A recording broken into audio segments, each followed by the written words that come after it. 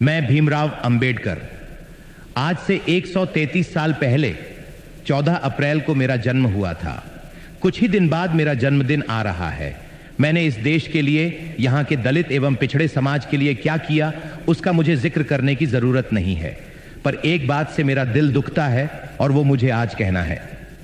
आपको ये वादा करना है कि आने वाले 14 अप्रैल से पहले जो मैं आपको कहूं उसका आप खुद पता करें। आजकल इंटरनेट पर गूगल सर्च करने से सब मिलता है। मेरे बारे में तो इंटरनेट भरा पड़ा है। बस आपको अपने मोबाइल फोन में गूगल सर्च करना है। मेरा जन्मदिन आने से पहले मैं जो आपको बता रहा हूं उसकी हकीकत का खुद पता लगाएं। पहली बात, जब पूरे देश के सब बड़े लोग कांग्रेस पार्टी में होना अभिमान की बात मानते थे, तब भी मैं कांग्रेस पार्टी में नहीं रहा। दूसरी बात, मुझे आजाद भारत का पहला कानून मंत्री कांग्रेस में ना होते हुए भी इसलिए बनाया गया क्योंकि वो मेरी काबिलियत थी, क्योंकि उस टाइम देश का संविधान और दूसरे बहुत से कानून बन रहे थे। तीसरी बात, कानून मंत्री रहते हुए मुझे कांग्रेस के प्रधानमंत्री नेहरू और बाकी कांग्रेस के सभी लोगों ने हमेशा बेइज्जत किया, और इतना ज्यादा बेइज्जत किया कि आखिर में मुझे 1951 में इस्तीफा देना पड़ा। इस्तीफा देते समय मैंने इस्तीफा लेटर में सब डिटेल में लिखा कि मुझे कैसे कैसे बेइज्जत किया गया। उस लेटर के महत्वपूर्ण बिंदु ये हैं।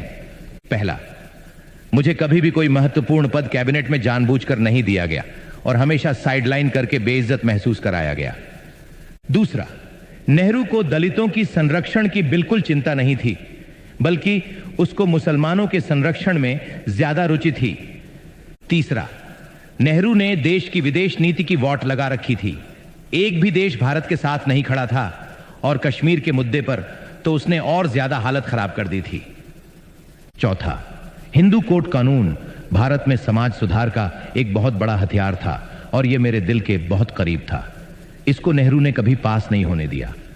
मैंने जितनी कोशिश की, नेहरू और कांग्रेस ने उतना ही ज्यादा रोड़ा अटकाया। इन सब बातों से परेशान और बेइज्जत होकर मुझे अंत में इस्तीफा देना पड़ा।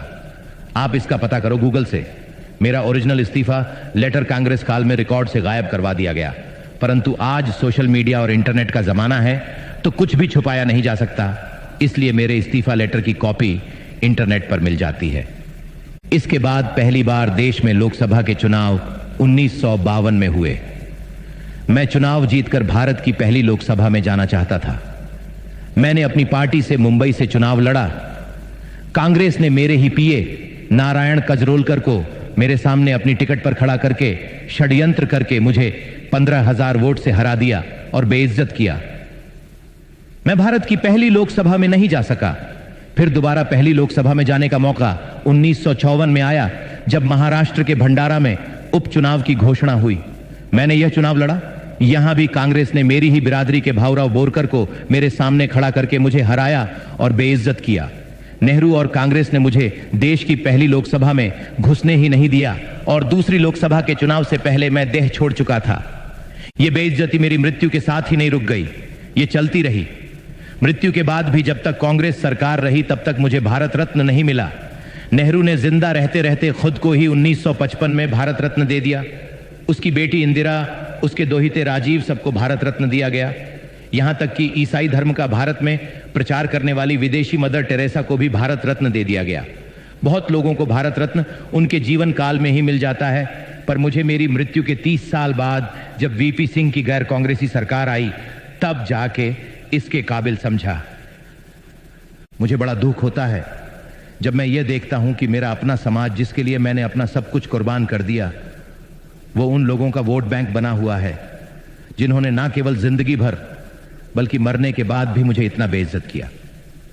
आशा है कि यह जो कुछ मैंने कहा है, इसकी सच्चाई का आप लोग मेरे जन्मदिन 14 अप्रैल से पहले खुद पता लगा लेंगे और मुझे जन्मदिन का यह सच्चा तोहफा देंगे। भारत माता की जय।